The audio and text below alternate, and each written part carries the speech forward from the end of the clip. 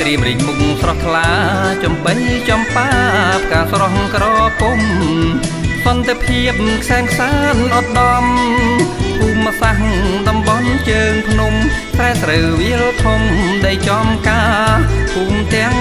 11រីកស្រស់ថ្លាអភិវឌ្ឍមូលដ្ឋានបានផ្លែផ្កាចាលើដីបាននន់សំផស្សធម្មជាតិព្រាបានសវណ្ណទៅក្រៀមពងមន់ប៉ោយស្វាយភូមិថ្មីអណ្ដូងប្រេងដំបងវែង M3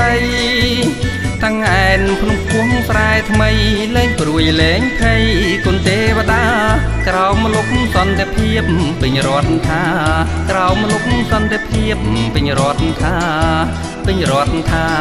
រក្សាតោពេកក្រៃ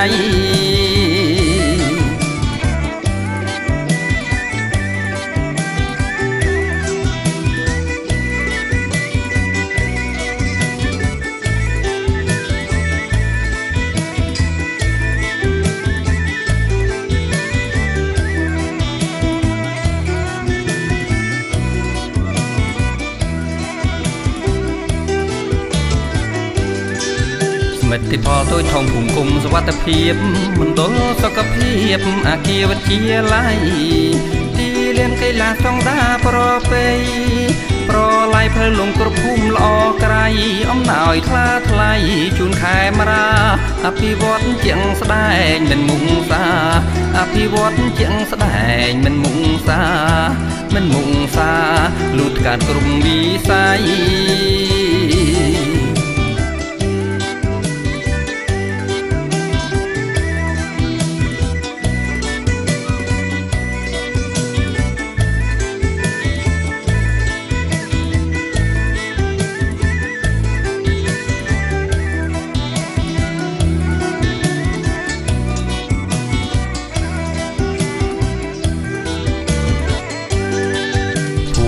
តាញីអាងកំពេញពួយភ្នំគង់200ដង្គុតធ្នងឡាងកៃអណ្ដងនាងអន្លង់ស្វាយឡាងជ្រៃស្លាប៉ាងព្រៃព្រាលផាំងក្ដីព្រំលឹកដល់ថ្ងៃ7មករាអរគុណសន្តិភាពដ៏ថ្លៃថ្លាទឹកដីមនោរម្យស្រស់អស្ចារ្យដែលដីឃុំតាក្រៀម